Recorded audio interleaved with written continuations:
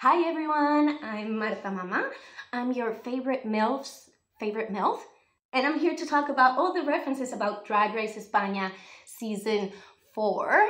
So in general, I'm very happy. I wasn't expecting a lot of things and I'm very happy about them. So before we get into the whole thing, please keep in mind we have 48 looks today because it was the ball, that's 36 plus the 12 entrance looks. So I'm not going to go into super deep detail. There's a lot of references that I'm not going to get, but I just want to give you guys the perspective of a Spanish person watching the show. So if you watch Drag Race US and you're from the US, you will understand it different than people from another country, but maybe you don't get all the references, right? So that's the same thing. I'm just going to explain it to you so you can enjoy it like if you were from Spain. So before we start, I want to thank BB Livid, Scribbles 215, David Fitness, and Erika Loic for supporting my channel. If you too want to support my channel and you want to help me continue doing these reviews, references, you have my PayPal down below. Thank you so much in advance. You guys are the best, and this wouldn't be possible without you guys. Another disclaimer, sometimes I get a comment like, I hope whoever this queen is, or like, I hope that your personal opinion of a queen doesn't change like your opinion about their drag. Like I hope you're able to be objective and not biased. And I just want to talk a little bit about that because 100% that's not going to happen, but that doesn't happen in my real life. Like if I don't like you as a person, I'm probably not going to enjoy your drag. That's how I understand drag personally. If you are able to separate those two things, I think that's amazing. I would love to be able to do that, but I'm just not. I think drag has a big element of fantasy and creation and all that, but it has an even bigger element of truth and who you are as a human being. So for me personally, I don't understand the drag of a person if I don't understand who they are or why they are like that. So if you want to see the objective truth, then you only have to watch the episode. We have the same episode, so you have that. That is the objective truth. I'm going to give you my truth as a person that is from Spain and sees this as a drag artist and a drag enthusiast that is from this country, but I'm going to explain it to you in English. Understood? Understood. Okay, gotcha. Let's go with the entrances. First up is Dita Dubois. She comes in with this Josephine Baker look, basically. Why the banana? Because she is from the Canary Island, and bananas, like plátanos, are the typical thing from the Canary Island. It's like being from Georgia and coming out as a peach. It's the thing from there, you know? It's the #1 thing that everyone knows about Canary Islands. It's their very specific brand or type of banana. So that's the reason why, and she sings a little song, and you know, bananas are fun and all that. So I think this look was beautiful, to be honest. Yes. Then Porca comes out as the Statue of Liberty. I loved how this velvety fabric looked because it does look like the rust. You know what I mean? Very cool. And just if you didn't clock it, Porca has a tattoo right here in her neck that says Libertad. Obviously, that's liberty, freedom. So I thought it was, I don't know, I thought it was cute. Then Shani La Santa comes out with this huge, majestic look. And yeah, she looks very like Gitana woman, very empowered. She does this thing.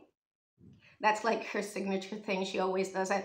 Every time someone else does it, she says, girl, the finger thing, that's my thing. So I really liked her. I liked her confessionals. It's true that the breastplate, it always gets marked here. We can talk about a lot of things about Shani La Santa, but she even says it in the episode. Like, she is not about the look. She couldn't care less about the looks. She understands she's in a contest and this is a competition.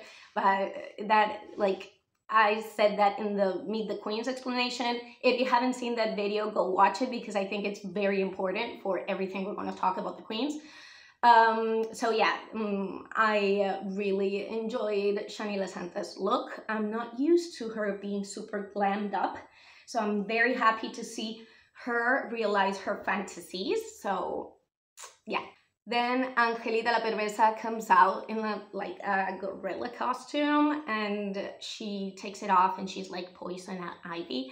One thing we know about Angelita la Perversa's drag looks is that they're usually very inspired in movies. So yeah, she says like, ya me he quitado el mono de entrar en Drag Race, lo que that means in English, literally it would mean I took the monkey off of going into Drag Race.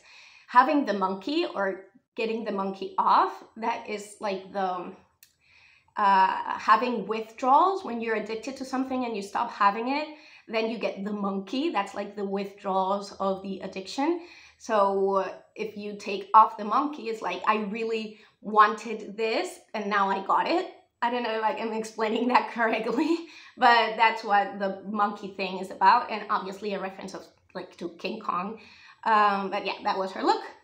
Le Coco was very simple, but very vinyl, very cool. It's not about her look, it's about her energy. I really liked it because usually, you know, for the entrances, they want them to like say mean things about the other ones. They do that very well on the confessionals with Dita Dubois. But with Le Coco, it's like, she's saying amazing things about all the other ones, but she's saying them like she's insulting them. Oh, like, yeah, Mariana Stars, yeah, a lot of fabric, a lot of shine, a lot of hair. Beautiful, I understand. She's gorgeous, yes. Like, I don't know, like, I really enjoyed Le Coco, and she's one of my favorites, just to let you know. Mariana Stars, obviously, what can I say? This beaded fringe looks so expensive. It looks so good on her. Like, every single detail is just perfection. In my opinion, this is the best entrance look, no doubt about it. I don't understand how she could go all bored with an entrance look. I would not recommend spending a lot of money or time on the entrance look because you're not going to be judged by that. It's just a presentation, but she chose to do that, and like, sister, props to you. She looks correct. She just looks correct. Then it's Kelly Pasa. She comes out in this punk look with a little dog, and then the dog dies, and then she says, "Kelly pasa?" And I explained this in the Meet the Queens explanation, but I didn't explain it correctly. Kelly pasa in Catalan, because she is from Barcelona, she speaks Catalan. Kelly pasa in Catalan just means what's wrong with her, what's wrong with him. So then the dog dies, and she says, "Kelly pasa? Like, what's wrong with you? What's wrong with this dog?" So she explains her name in a visual way that is fun and theatrical, and I thought that was super cool. About La Niña del Antro, like, she screams so much that you don't even understand what she's saying, but there's one very specific thing about drag queens that I am very drawn to, and that is when drag queens know how to explain their drag. Because I know a lot of drag queens don't know how to explain their drag, and many times that means that they don't truly understand who they are as a drag artist.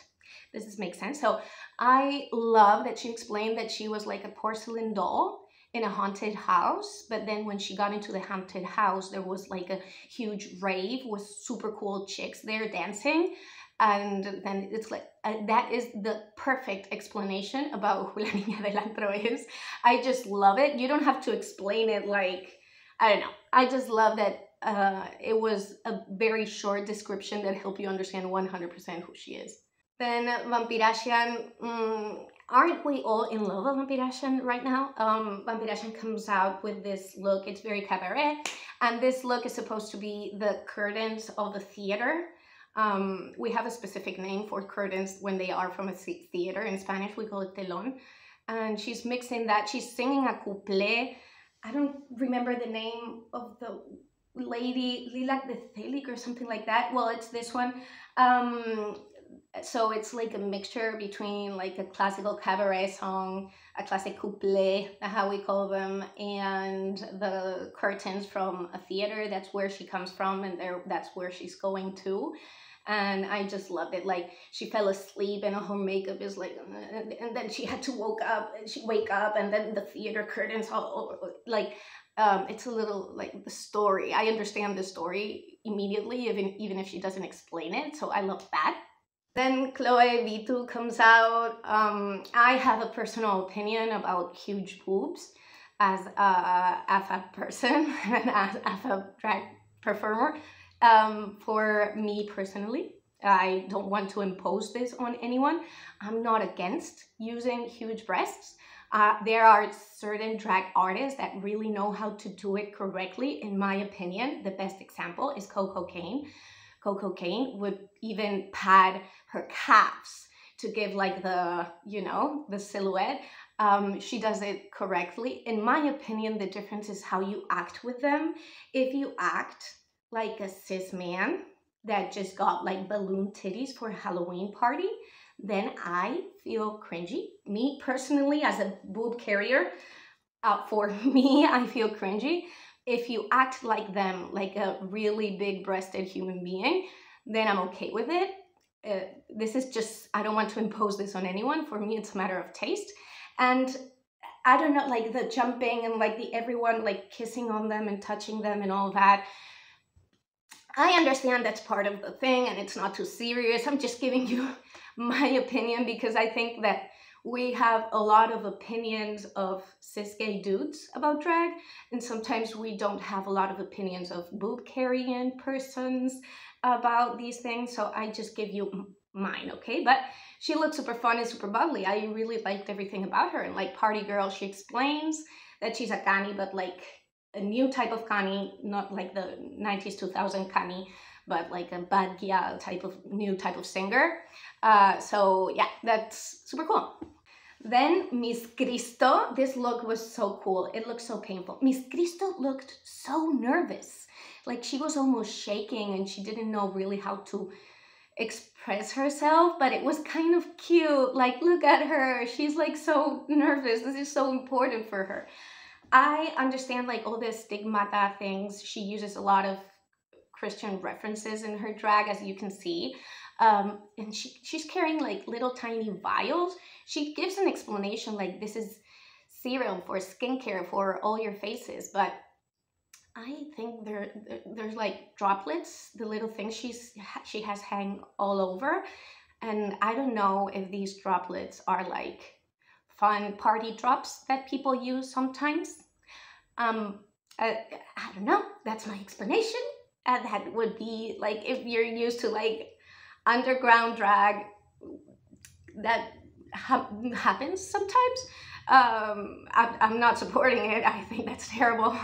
But the fact that you're using it as a stigma of the LGBT society and all that, I think that's cool. I love Miss Cristo, and it's obvious that this episode was amazing for her. I also like her energy very much. Super cool. And then we have Maggie Yalo. She comes out, she throws like a little bathing suit, and then she comes out as Pikachu, and she says that she's Pikachas. That's a mix between Pikachu, obviously, and Cachas. Cachas would mean like jacked. So yeah, it's just like a play on words, and she reveals to everyone that she was a member of the pit crew, and in the confessional she puts on little glasses. So yeah, and everyone was like, okay, so like they didn't pay no attention to that. I think that's cool. Okay, when you come out as a character, I would say this, maybe the case of Angelita is a little bit different, but when you come out as a fantasy character, for the entrance look, that's not my favorite personally. I want to know who you are personally. And the thing I was saying about the description of their drag, about La Niña Delanto, for example, or Vampirasian, she can explain her drag perfectly, or Miss Cristo even. Like the way they explain who they are makes a lot of sense. With Maggie, she explains her drag as like pop star drag with a lot of fantasy. For me, that is an absolutely empty statement that means nothing. If it means a lot to you and you understand her, amazing. But for me personally, that is not knowing who you are as an artist and as a performer. But you can see that she's going to serve cool looks. So that's just, you guys, that's my opinion. Don't go after no one.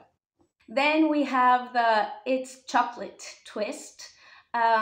they bring out Roscón de Reyes. This is a Roscón de Reyes, and this is something that we in Spain would eat only once a year, but it is very, very traditional. We have it on the 6th of January, and that's the day of Los Reyes Magos, like the three wise men, the three kings. Here in Spain, traditionally, like 50 years ago, almost no one celebrated Santa Claus, and children in Christmas would get their presents on the 6th of January. And it's not Santa Claus bringing the presents, it's the three wise men. You would write your letter to the three wise men. We would know the name of the three and why they're different and their different races and all that. And in the morning, like at night, you would leave a shoe outside. You would polish the shoe so it looks very beautiful.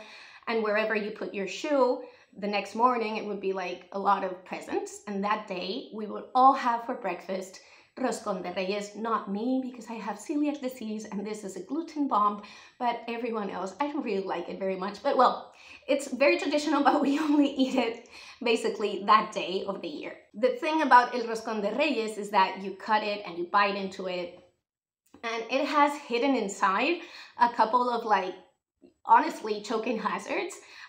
You can, inside somewhere, inside El Roscón de Reyes, there is one large, like, fava bean, dry, and there is one little figurine. And the tradition says that if you get the little figurine, the little paper crown that is in the middle of El Roscón, they put that onto you and you're like the king of that day, something like that. And if you get the little fava bean, you are supposed to pay for El Roscón. That's why Supreme goes with the receipt and says you have to pay 45 euros. Because usually, if you get the fava bean, you have to pay for the whole Roscón. That's our tradition here. So yeah, Le Coco gets the little fava bean, which means absolutely nothing. They're not going to make her pay 45 bucks.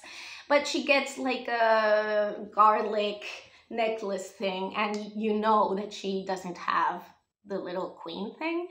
So the twist is everyone gets a little package, and they can only open them when they're alone. No one can know what you got. And in one of the packages, there's going to be a tiny little queen. And if you have that queen and you're up for a lip sync, you can show it in the first 10 seconds of your lip sync, and then you are saved from the lip sync, and whoever was in the bottom, like the third person in the bottom, is the one that's going to be lip syncing instead of you. So it's like a little It's Chocolate moment, but you know, the Spanish twist. Me personally, I think we don't need these type of things. I would much, much, much rather, when there is an elimination that happens, that when you, this is very difficult to say, but in the US you have some liberty, like you can save someone that was eliminated just if you don't feel like that's, I don't know. I would much rather give the judges the option to save someone when they really need them to be saved, or send someone home, or having a double chante than these type of twists. I don't know, but I trust the production, okay? So whatever they want, it's okay. They wanted new things. They wanted to make it more exciting. They want to change the format. They want surprises. Okay, I personally would want them to help the theme of Drag Race a little bit better, you know? Then they all take off their clothes, and just a little note, Shani La Santa is talking about like who is cute and who not. And she says, like, most of them are not, and I don't know, Mariana Stars looks like a lesbian and all these things. And she says, like, there's no cute guys. Well, like, Maggie is cute and all, but he is gay, and I like un maricón. That's like an ugly word that maybe I shouldn't be saying, but it's like it's a slur for gay people. Even it's not as bad as the F slur in English, but it's a slur for gay people. So what she means with that is that Maggie is like a super normative cis gay man, and she likes people that are not in the norm, that they are, you know, it's difficult to explain, but I think you guys get it. Then we get to know that this episode is the ball. So we're going to have 3 categories, 2 that they brought from home and 1 that they have to sew right there. In order to sew them, they give a big like wall of fabrics and tables with fabrics and stuff, and they call it telas apañas. The word telas means fabrics, but telas apañas is to like fend off for yourself. Like you have to work with it. You have to make it work. That's what it means. Telas apañas means make it work, and telas means fabric. So that's why it's funny. They show them a picture of their first time in drag, and they have to recreate that look. I think that's a super cute concept. If you are curious, this is the one that I would have to do. This is me like 8-9 years ago. So yeah, I think it's a cute little twist. The categories are back to the past, jump into the future, and my first time. Okay? So we're going to go one by one instead of by category. We're going to go by queens. So yeah, let's start. This is Mariana's Stars. In the past look, she is referencing Estefania Fernandez. She was Miss Venezuela that won Miss Universe in 2009. This is a very famous pageanty look. I think this is one of the most amazing looks of the whole runway today. 100% gagged with Mariana. I think this is just amazing. The future look, I love that she went old. Like most of the other ones didn't go specifically old, they just went futuristic. But I love that she has a sense of style, even with like gray hair. And the judges and herself say that this hair is giving Sonsoles Onega vibes. This is a TV host here in Spain. And then the look that she had to do, recreating her first look, I think was just amazing. Maybe her hair, the fact that she had this beautiful, probably natural wig falling like beautiful, it was getting stuck in the things. If you're having a lot of volume and spikes in your shoulders, maybe you have to, you need like an updo or like a ponytail or something so it doesn't get stuck and it looks nice. Or even short hair. She looks amazing with short hair. I don't know, but if I have to say something, because her look is amazing and her delivery was amazing, because the reveal kind of like gets stuck and she does like a very nonchalant little kick and it all opens. And 10 out of 10, Mariana Stars, 10 out of 10. Then we have Porca the Club Kid. Her first look is a Club Kid reinterpretation of this Sarawel traditional folkloric costume. It should look like this. This is her interpretation. I think it's super cool. I love what she did with like the headpiece flowing like in the air. I really like it. In her second look, she talks about like a futuristic fallera, also a traditional drag look. I don't see a lot of fallera here. There's certain elements like the huge earrings and something like that, but and the volume, of course. But yeah, it looks like I don't know, biker from the future fallera holographic thing, and I think it's cool. Maybe the shoes have like weird volumes in the ankle. It's okay. And then her third look, I really like. I really enjoy this type of like 80s, 90s looks. I think that you can see who she is, you can see her references, and you can see where she comes from. I love that her thing is not beauty. And I don't know, I enjoyed it. I enjoyed it very much. Porca, also very good. Then we have Chloe Vitu. Her first look was about Narnia. So she's talking about coming out of the closet. She comes out with a little wolf. I think the wolf looked a little bit cheap. I'm sorry, the head, the proportions and all that. But it was just like a thing that she was going to take off to make sense and to make it Narnia, right? And then the look was very cool. It was very like Ice Queen. So she's talking about the time she spent in Finland and what it meant for her. And she looked gorgeous, honestly. Like, you cannot say anything. Her second futuristic look with all the boobs, this is something I'm completely okay with, for example. Like, it's so, it has nothing to do with the actual boob. I don't know. I don't feel cringe with this personally. I love the glasses with like the two boobs here and how the boobs contribute to the volume. We've seen something similar in Jimbo, of course, but I think this was done in a very cutesy way. I like it, very demure, I love it.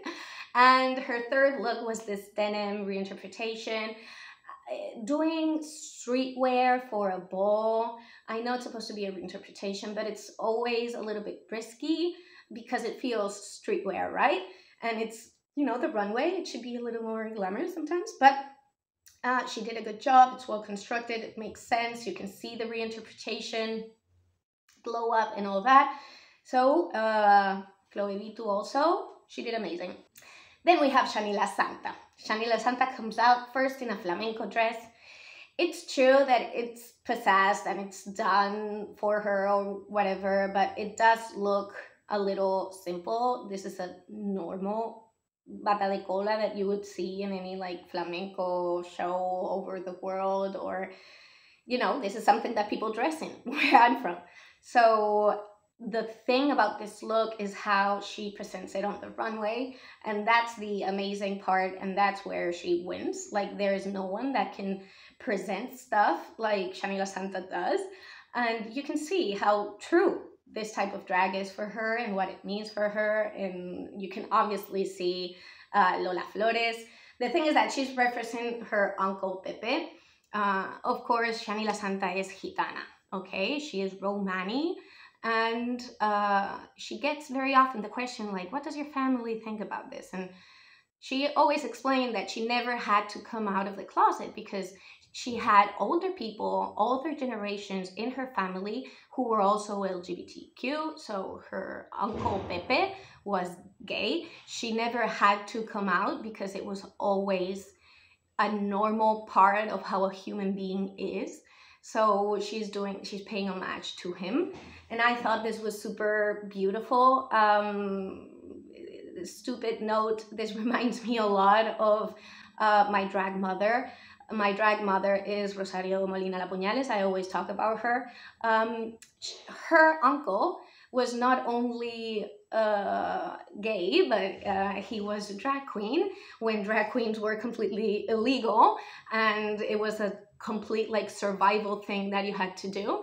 And she ended up being a drag queen and taking her uncle's last drag name. So from Soledad Molina, you have Rosario Molina. I think that's beautiful. That would be my drag grandma, right? And I don't know, I think that these things are beautiful. I know that when my drag mom has done the same shows that her uncle used to do many, many years ago,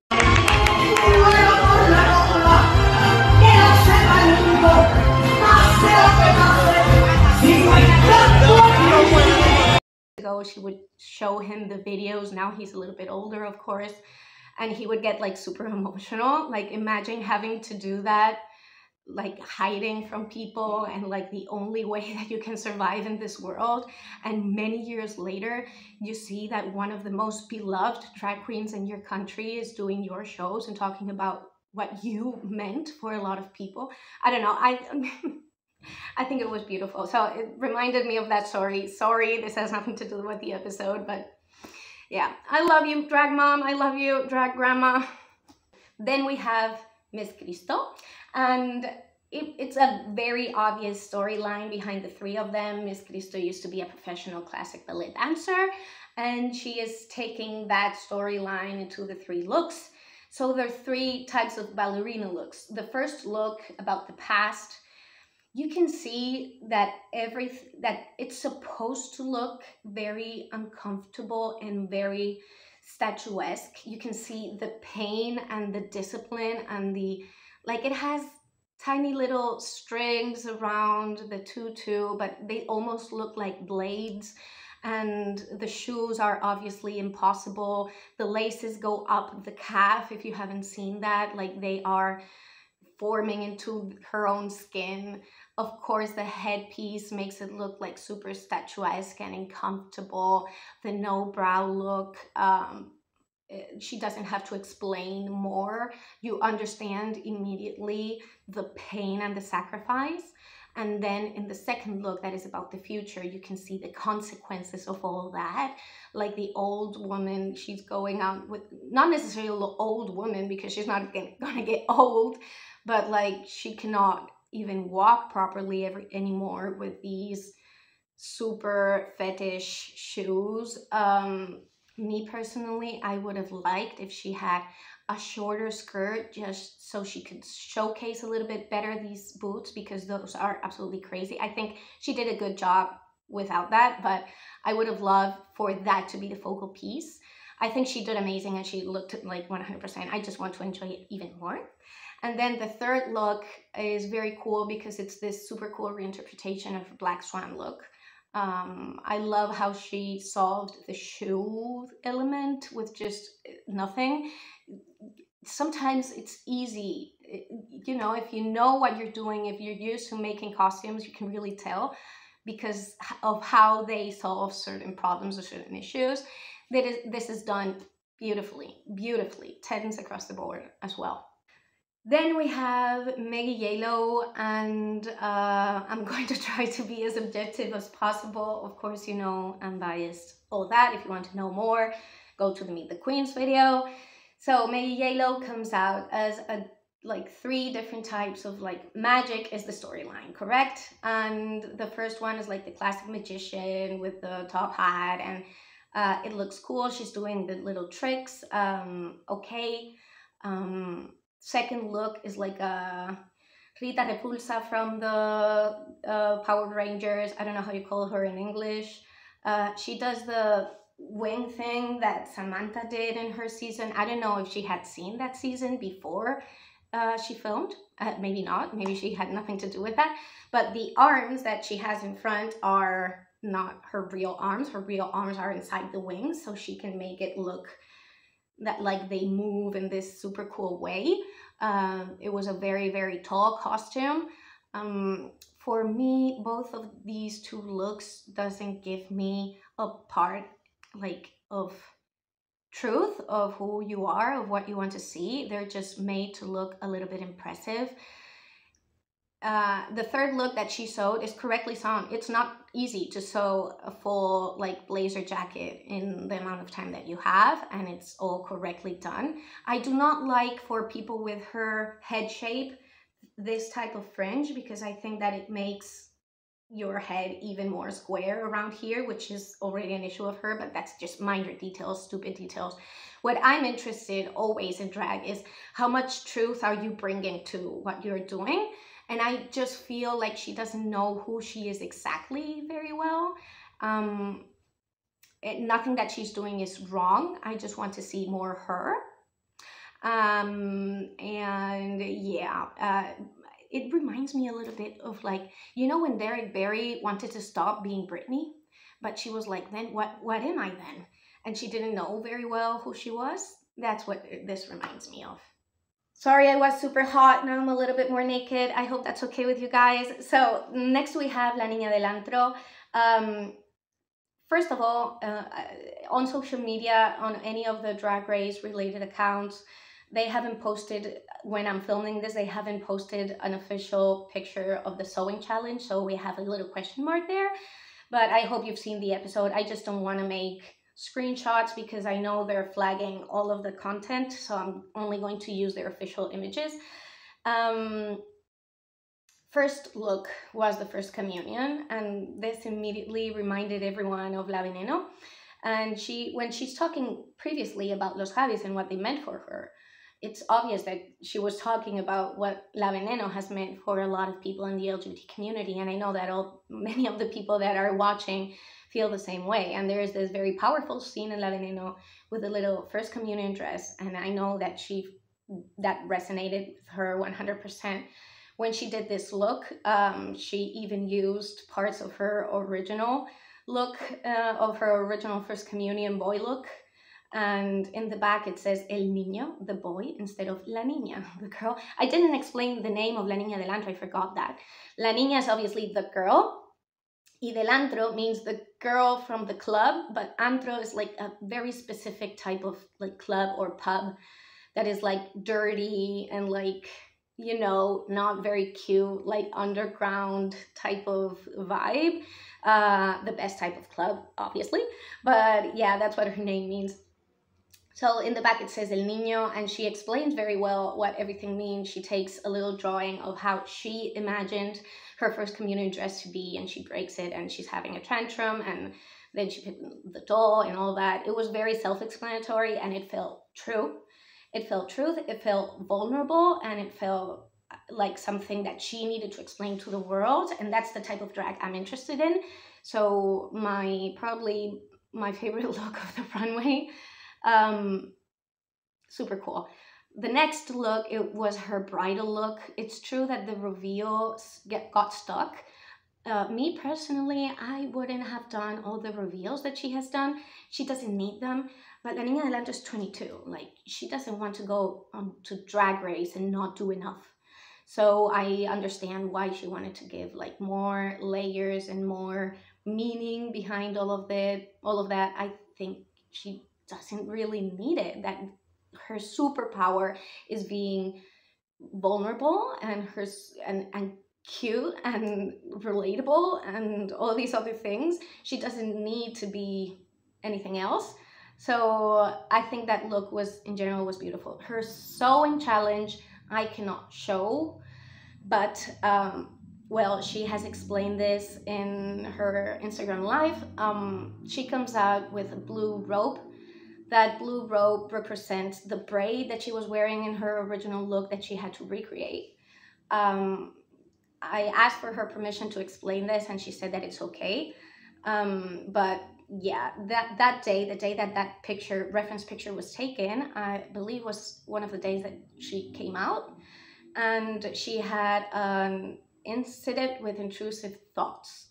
And when you're able to take that and see, like, because she's doing the most important events of her life. She's doing her first communion, she's doing her bridal wedding, and she's doing her funeral. I think that is a part, taking something that is super traumatic and having to recreate a photo that is super traumatic and actually going there. That is like my 10s across the board. Supreme said something that I think that is super important about this, and I agree 100%. And I'm super happy that this is the vibe that the judges are giving. Supreme says, one of the most difficult things that we have to do as judges is to sit here and see someone opening themselves up, opening themselves into like pieces, and having to critique their sewing abilities. And yes, I know that there's a lot of stuff there. I can see the desperation of her making this. I can see how traumatic this could have been by itself without all the other shit. So yeah, drag means a lot, and it's not only about the sewing abilities or whatever you have.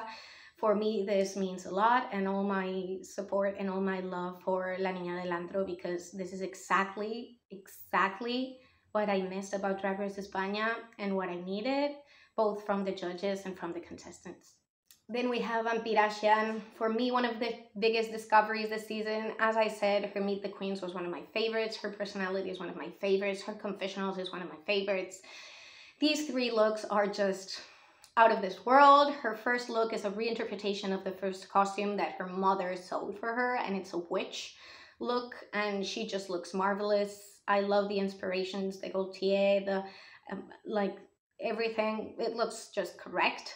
Her second look, this little like futuristic star look, it obviously reminds me of this super classic look, and she looks amazing. Maybe it was a little too much, but she wanted to go to like what futuristic was in the 30s, you know? So I see how her brain works. I like where it's going. I like her references.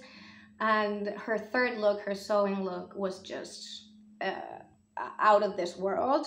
I think she sewed the best thing on the runway, and I love how beautiful she looks and how well she knows who she is and how she explains who she is. Vampirasian was, for me, very obviously also in the top.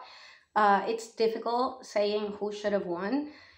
For me, if it's between Miss Cristo I agree with the top three between Miss Cristo Mariana Stars and Vampirasian. For me, the winner should have been Vampirasian. I'm sorry for the other two. I just think that the judges explained that the sewing challenge was going to be the most important of the three, and she beat them on the sewing challenge, and the other two were exquisite as well.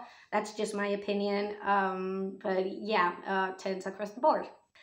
Angelita la Perversa. She comes out with this like golden robe. It's supposed to be like a James Bond thing. She talks that this is a look from La Prohibida. I haven't found the reference picture to show you guys, but yeah, she looks okay. For me, it didn't need the reveal. If you have a reveal, it should reveal into something more interesting. And it was just like a bikini with two big bows in her bottom. I like her with the robe a lot more.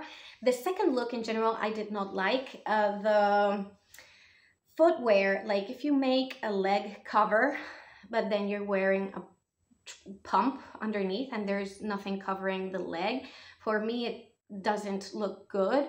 Her bikini thing looks a little bit as a little diaper. This is just what I see as a fashion sense. Like if she is giving a lot of truth and meaning and who she is behind it, then I would understand. I know she's referencing Metropolis and she's referencing like pictures and all that and Lady Gaga and all this, but just talking about how it's made, if there's more truth behind it that I'm not feeling, then I don't know. And then the third look is supposed to be Julia Roberts in Pretty Woman. I don't like how it's cut. I think it should be a lot higher. I don't like the hair. I don't like how this is sewn, me personally. I think she solved it. She knew what to do, and this is a finished garment. That is good and that is okay. For me, Angelita was in the bottom, and yeah, she's wearing the same shoes too. Le Coco, I also loved Le Coco's story. I don't know if the storyline, sometimes the storyline is hidden and they have to explain it, but I like that in Drag Race España they explained them, right?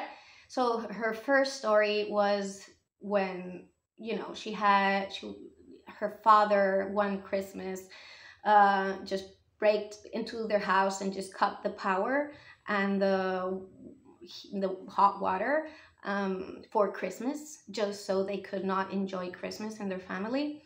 I suppose that she was living with her mom and not her dad around that time, and that was like a specific moment of the past that has made who she is right now.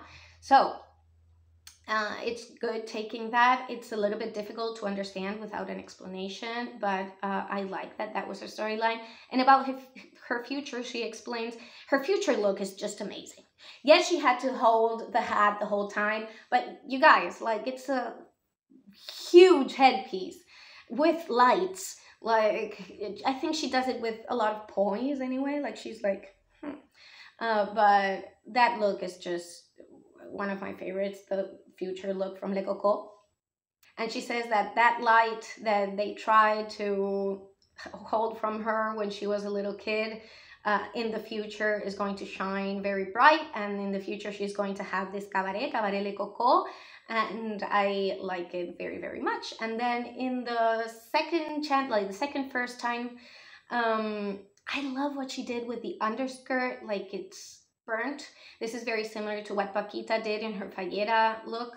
I love this 80s thing. Maybe the bandana should be a little tighter because it's dragging her a little bit down, a little bit tighter on the head, but I really liked what she did with the underskirt. It makes sense. It makes sense from a fashion standpoint, and it makes also sense from who she was at that time, and I don't know. Le Coco, I like her very much. Kelly Pasa, also super cool. Her past look was like a representation of her childhood with a lot of plushies and a little sign that says, "I'm never going to grow up."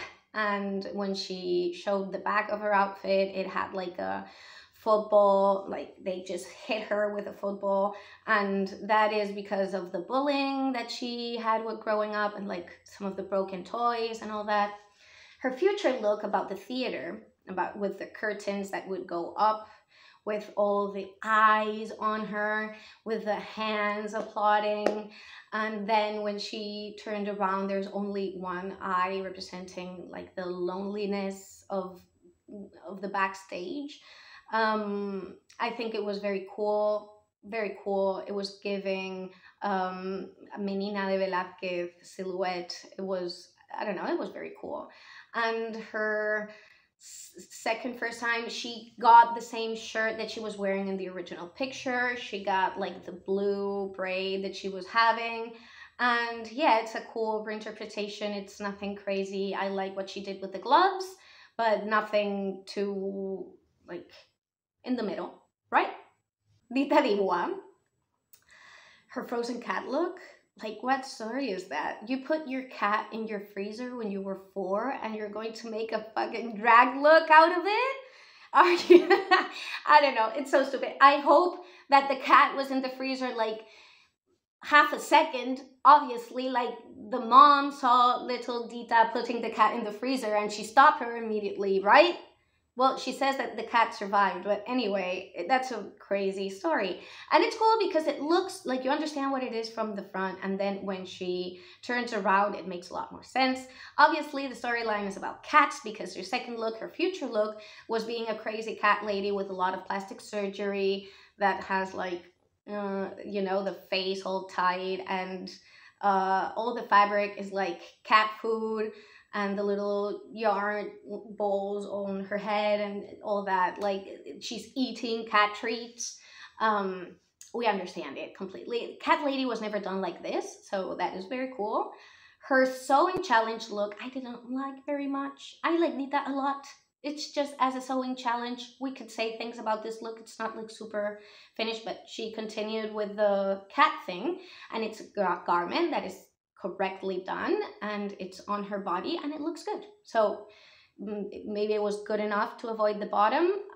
So yeah, I think she was safe. So the most important thing to talk about is the judges. That was my pleasant surprise. I feel, at least in this episode, that the judges from season 1 and 2 are back. I don't want to say it too loud. But these judges are the ones we like. In my opinion, in season 3, there was a very big change in the judges, and that's when Supreme started saying, like, this is a professional stage, and there are certain things that we cannot allow, and all that blah, blah, blah, blah, blah. And this time, it's like, yo, I see you. I see you. And that's the thing that was missing. It's not saying good stuff. You can say all the bad stuff, but you can make them feel seen. And you can show us that you understand and that you love drag and that you love the truth behind drag. And yo, this is great. Like, I have absolutely nothing to say about the panel of judges.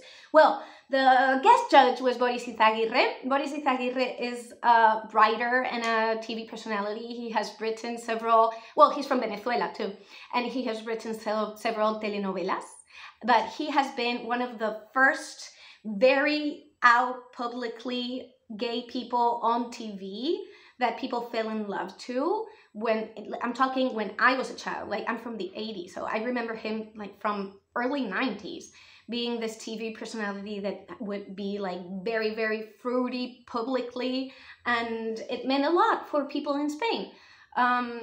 When we first know that Drag Race España was going to be a thing, this person was who I thought was going to be the host. I don't know if it's like I don't know how to, it's not a Ross Matthews or, I don't know. This is who I thought. I really like Supreme Deluxe now. I think it's a better option. But I think Boris Izaguirre is probably one of the best guest judges ever in the history of the franchise. I really, really liked what he did. I liked how he explained things, and I liked that he was also vulnerable and took the time to, I don't know, he was crying the whole time and he said very relevant things, so 100% I love that. A couple examples of what the judges were saying was when, for example, when Javi Calvo was judging Shani La Santa, and he said, Shani, of course this is a competition, but I see you. I see what you have in front of you, what you have ahead, but I also see everything you have behind you. okay? And remember that the shine in the eyes, you cannot sew that. And that is a little quote from Lola Flores that said that you can get all the plastic surgery you want, but the shine in the eyes, you cannot have surgery for that.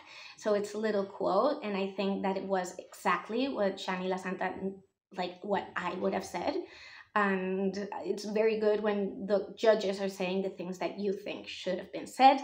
And again, let me repeat what Supreme said, that the hardest part about her job is seeing people opening up, and she has to talk about their sewing abilities. This is the type of judging from season 1 and 2 that we loved. It's what made Drag Race España correct. I don't care about the actual decisions that are made as far as I understand where the judges are coming from. You know, so for me, season 3 and 4 judging, it wasn't about like, she didn't deserve the top, she didn't deserve the bottom. It's not about that. It's about why? Give me your reasoning. Give me, you know.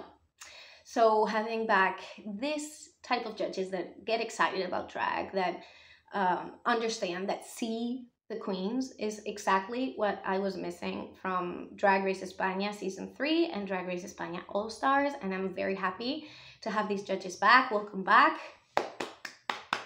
About Untucked, just a couple notes.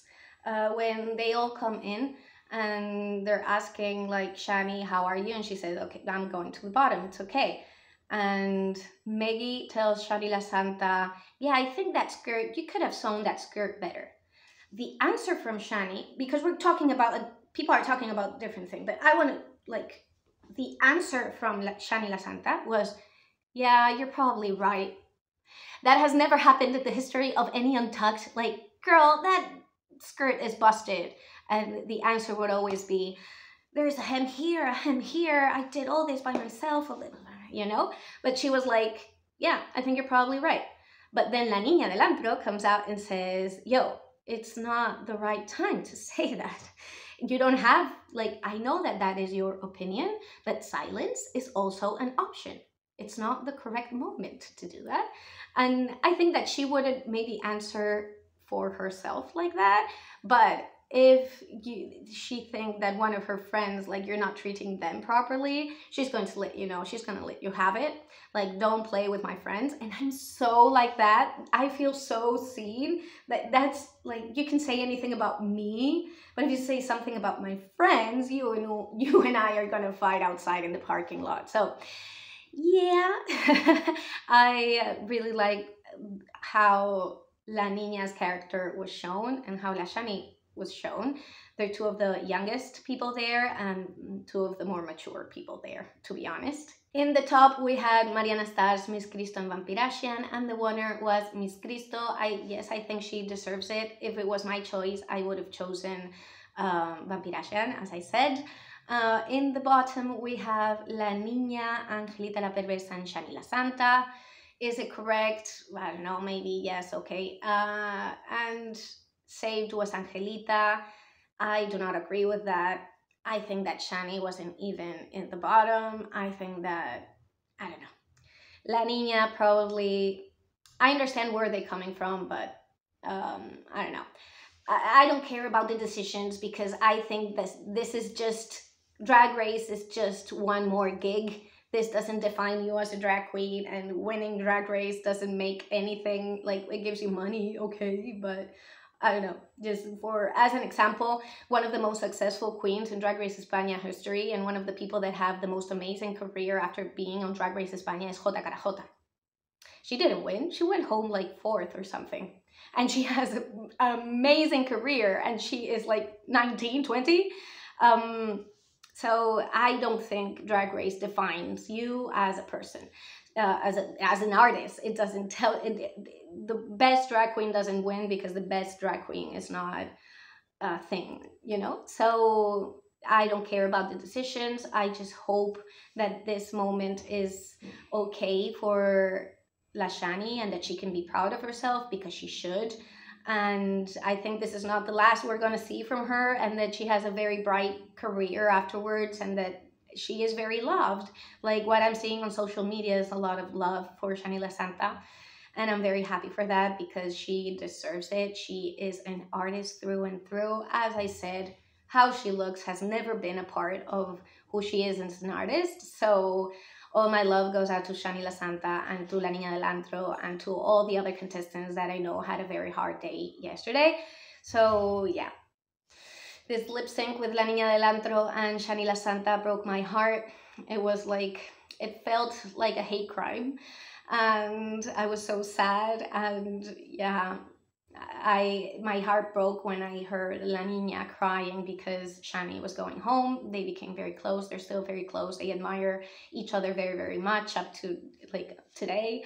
And yeah, I understand all of the feelings that are happening. I think you guys, you should be very proud of what you're showing on stage and backstage and in the confessionals and in social media. So I'm very, very proud of both La Niña del Antro and Shani La Santa, and go support these queens. Just as a little note, I think people know this. I don't know if I'm not supposed to say, but Shani has not said this. This is something that I have heard in other reviews. I have heard that for other seasons, Shani was selected as an alternate, like the reserve queen, and she said no because she cannot afford to buying all of the costumes if she wasn't going to be in the season in the end. So she didn't go as reserve. So now that she got in, she had to spend all this money that she didn't have. She talked about the money situation in her family, and that their parents got an eviction notice and all this. So I'm very sad that she had to spend all this money, and now that she feels that it's for nothing. She's one of the biggest Drag Race fans in history. Like, I've never found anyone that knew so much about Drag Race and that could quote every single episode. So this must be very hard for her. Just consider following her on social media and showing her some love, not only today, but in a month time and in 2 months and in 6 months. If you're ever around her performing, please go see her. Tip her.